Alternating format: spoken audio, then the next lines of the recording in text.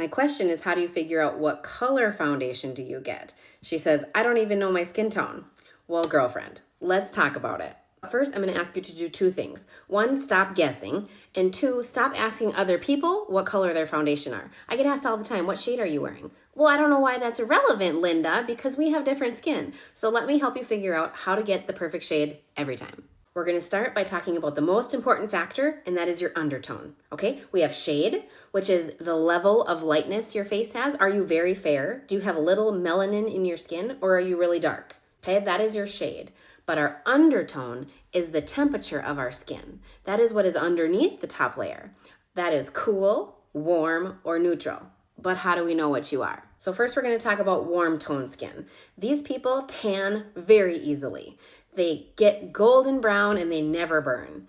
The second thing is their veins. I want you to look at the veins on your wrist. If they are green, if there's a hint of green, you're probably warm toned. And then the third trick, which sometimes people don't understand, is whether you look better in silver or gold jewelry. If you are warm toned, gold looks better on you and silver looks kind of harsh.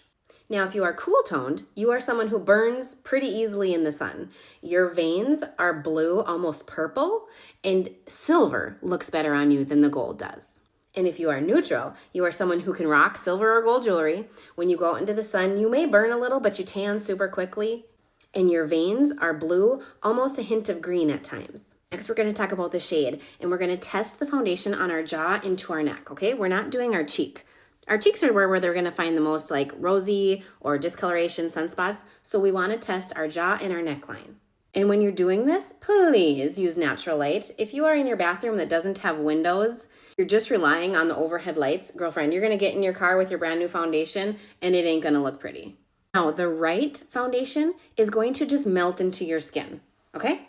Do you see how this, both into my face and to my neck, it just kind of melts right in. And these ones look like I have foundation sitting on top of my face. Because the purpose of foundation is to even your skin tone, right? It's going to give you an even canvas to apply any other products, your blushes, your bronzers, your concealers, all of the things. And a note that most people don't talk about is the fact that foundation oxidizes. So when you are testing your foundation, I want you to let it sit for a little minute. You got to let it dry down because most foundations are going to change color. Doesn't that make this even more fun? All right, so after it oxidizes, a lot of foundations are going to get darker or more orange looking. So you need to make sure when you're testing them that you actually let them dry and let them sit before you determine if it's your right shade. And another trick that you might find really helpful is to go to the website of the foundation that you are thinking of purchasing, all right? Most major brands have foundation quizzes, right, where you can literally answer a few questions and it will tell you what shade they recommend.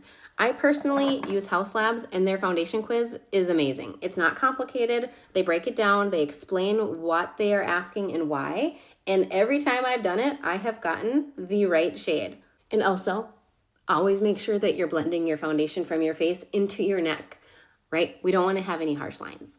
But look at the difference a little foundation can make. It got rid of my redness. It made my skin look one nice even color. Now I can go in and do all the fun stuff. I can add color with some blush. I can add some dimension with some contour and some bronzing. But at the end of the day, it's the undertone that's the most important thing that you need to figure out. Think about makeup artists, okay? When they're doing somebody's makeup, they aren't showing up with 50 different bottles of foundation. They usually have like 8.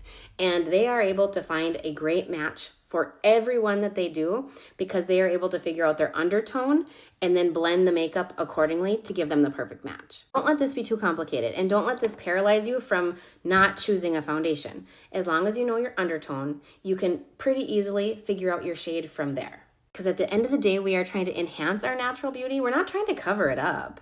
So this is getting a little lengthy. I hope it was helpful. I think I'm going to follow up with a part 2 and we're going to talk concealers because that's a whole nother ball game.